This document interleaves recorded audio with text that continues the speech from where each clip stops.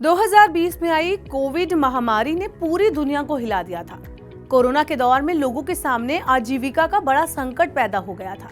इस मुश्किल घड़ी में कर्मचारी भविष्य निधि संगठन यानी ईपीएफओ ने एक खास सुविधा शुरू की थी। इसे कोविड एडवांस फैसिलिटी कहा गया। इस सुविधा में आपको ईपीएफओ ने अपने खाता धारकों को अपने पीएफ अकाउंट में से एडवांस के रूप में पैसे निकालने की फैसिलिटी दी थी। लेकिन ईपीएफओ के ताजा फैसले ने इस पर विराम लगा दिया है, इस पर रोक लगा दी है। 12 जून को आए ईपीएफओ के नोटिफिकेशन में कोविड एडवांस की सुविधा को बंद करने की घोषणा की गई है। यानी अब सब्सक्राइबर्स अपने खाते को कोविड एडवांस नहीं निकाल पाएंगे, यानी कि अब वो इससे कोई भी रकम को बाहर नहीं निकाल पाएंगे कोविड एडवांस खाते में से। तो अगर आप ये जानना चाहते हैं कि ईपीएफओ में पैसे की निकासी से जुड़े नियम क्या हैं, तो आप ये वीडियो आखिर तक जरूर देखें। चलिए अब बात कर लेते हैं कि कोविड एडवांस सुविधा आखिर है क्या। तो बता दें कि विश्व स्वास्थ्य संगठन यानी WHO ने करीब पिछले साल ही ये घोषणा कर दी थी कि कोविड-19 महामारी अब पब्लिक हेल्थ इमरजेंसी नहीं रह गई, लेकिन इसके बावजूद ईपीएफओ की ये जो सुविधा थी वो जारी थी। अब जाकर ये सुविधा बंद कर दी गई है। यहाँ एक बात आपको समझनी होगी और बहुत समझना जरूरी भी है कि पिछले साल ही ईपीएफओ के सॉफ्टवेयर में नॉन रिफंडेबल कोविड एडवांस की प्रोविजन को डिसेबल कर दिया था।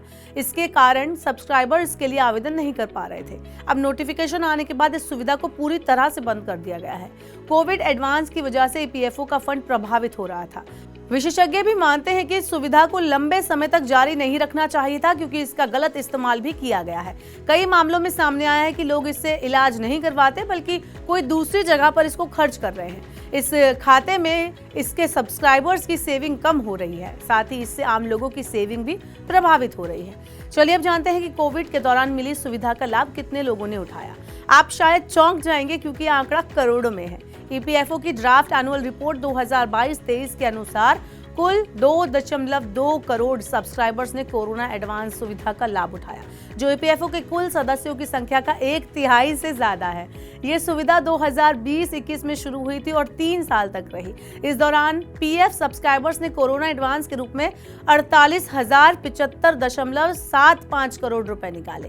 रिपोर्ट के मुताबिक ईपीएफओ ने 2020-21 में 17,106.17 करोड़ रुपए वितरित किए, जिसमें 69.2 लाख सब्सक्राइबर्स को फायदा हुआ।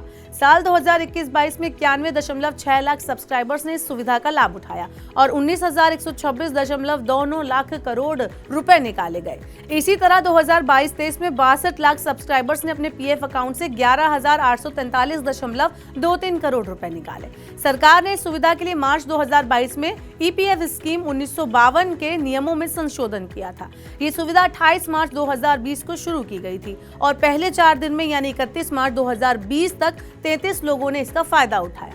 यहाँ अब ये भी हम जान लेते हैं कि पीएफ का पैसा निकालने का नियम क्या होता है। तो ईपीएफ की पूरी रकम 2 ही स्थितियों में आप निकाल सकते हैं। पहला, कर्मचारी की नौकरी अगर छूट जाए तो और वो 2 महीने तक लगातार बेरोजगार रहे, और दूसरा ऑप्शन है कि आप रिटायरमेंट के बाद इसको निकाल सकते हैं। बीच में पैसे निकालने के लिए आपको कुछ शर्तों का पालन करना होता है। इसके अलावा ईपीएफओ आपको कुछ स्थिति में आंशिक पैसे निकालने की अनुमति भी देता है। अगर आपकी बहन, बेटी, बेटा या किसी खास परिजन की शादी है, या फिर आप अपने यहाँ बच्चों की शिक्षा के लिए ईपीएफ से आंशिक निकासी करते हैं, साथ ही घर के निर्माण या खरीद के लिए या फिर होम लोन के भुगतान के लिए आप ईपीएफ से आंशिक निकासी करते हैं, तो आप ये कर सकते हैं।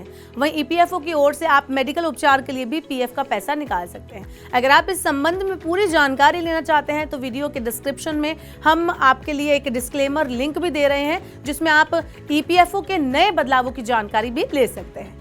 इस लिंक पर जाकर आप पता कर सकते हैं कि आप कब और किस परिस्थिति में ईपीएफओ से पैसा निकाल सकते हैं और इसके लिए जरूरी शर्तें क्या है। तो देखना ना भूलें और बने रहिए मनी 9 के साथ।